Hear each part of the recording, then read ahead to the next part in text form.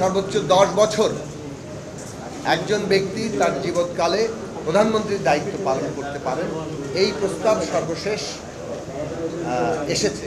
যখন আমরা এইভাবে সব দল একসাথে বসছি, যেটা বাংলাদেশের ইতিহাসে একটা অনন্য ঘটনা, অভূতপূর্ব ঘটনা, এই রাজনৈতিক দলগুলো যখন পারস্পরিক আলাপ আলোচনার মধ্যে দিয়ে প্রত্যেকেই সমৃদ্ধ হচ্ছেন, একে অপরকে নানাভাবেই এঙ্গেজ করছেন এবং এর মধ্য দিয়ে নতুন প্রস্তাব কিংবা অবস্থানগত কিছু পরিবর্তনও করবেন, শপথ নিতে পারবেন কিংবা দায়িত্ব পালন করতে পারবেন। অন্যদিকে নির্বাচন সংস্কার কমিশনের প্রস্তাব ছিল যে প্রধানমন্ত্রী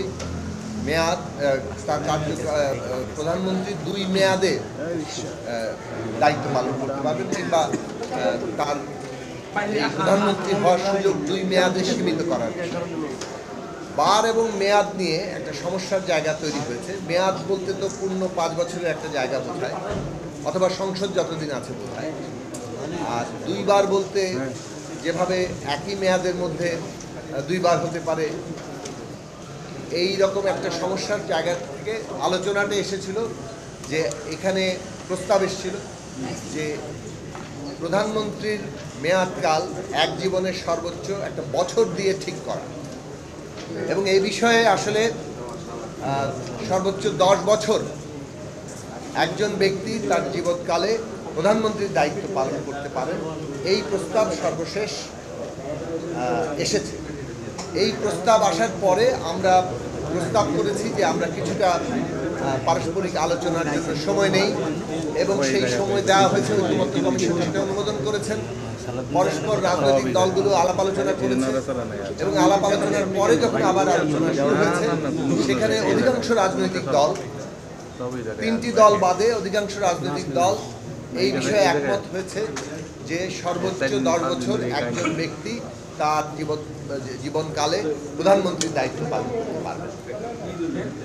3টি দলের ভিন্ন ভিন্ন রকম প্রস্তাব আছে এবং সেই সব প্রস্তাবগুলো সহ আরও অন্যান্য অমীমাংসিত যেসব বিষয় আছে, যেমন নারীর প্রতিনিধিত্ব এবং সরাসরি নির্বাচনের প্রশ্ন, সাংবিধানিক পদগুলোতে সাংবিধানিক কমিশনের মাধ্যমে নিয়োগের প্রশ্ন, উচ্চ কক্ষের গঠন এবং সেখানে সাংখ্যানুপাতিক পদ্ধতিতে উচ্চকক্ষের গঠন সহ উচ্চকক্ষের ক্ষমতার পরিধি এবং 2 কক্ষের মধ্যে ভারসাম্য, রাষ্ট্রপতি নির্বাচন এবং রাষ্ট্রপতি প্রধানমন্ত্রীর মধ্যে ক্ষমতার ভারসাম্য, এই সমস্ত প্রশ্নগুলো নিয়ে ইতিমধ্যে যে আলাপ আলোচনা হয়েছে এবং যতগুলো ঐকমত্য হয়েছে, কিছু কিছু দ্বিমতের জায়গা আছে, সবগুলো বিষয় নিয়ে আমরা আরও আলাপ আলোচনা করা, দলের নিজস্ব ফোরামে আলোচনা করা এবং দলগুলোর পারস্পরিকভাবে আলাপ আলোচনার মধ্য দিয়ে যথাসম্ভব ঐকমত্যে পৌঁছানোর চেষ্টা করা এবং 2 দিন গ্যাপ দিয়ে আগামী বুধবারে হয়তো আবারও আলোচনায় বসা এবং এইসব প্রশ্নগুলোতে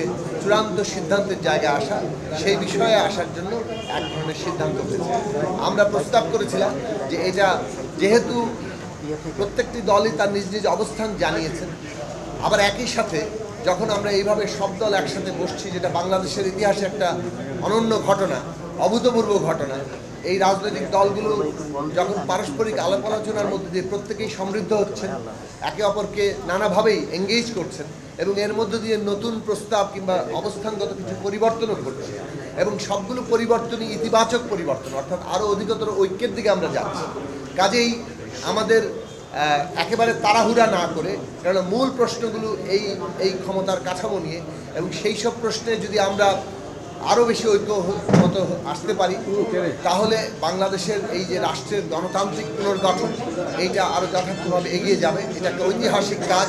কাজেই কিছুটা সময় লাগলেও, জুলাইয়ের মধ্যে এখনও আমাদের যথেষ্ট সময় আছে, সেই সময়ের মধ্যে আমরা আলাপ আলোচনা করে এইসব প্রশ্নে যত বেশি ঐক্যমত্য হওয়া যায় সেটার আমাদের চেষ্টা করা উচিত। আর যদি ঐক্য না হয় শেষ পর্যন্ত, সেক্ষেত্রে দ্বিমত কিংবা আপত্তি সুযোগ রয়েছে এবং সেগুলো জনগণের কাছে নিয়ে আমরা মীমাংসা করার পথ ইতিমধ্যেই করেছি। কাজে এই বিষয়ে কিছুটা সময় নিয়ে আরও অধিকতর আলাপ আলোচনার সিদ্ধান্ত হয়েছে। যেসব প্রশ্নে ন্যূনতম ঐক্যমত্য হয়েছে, কিন্তু এখনও কিছু কিছু বিষয়ে দ্বিমত আছে।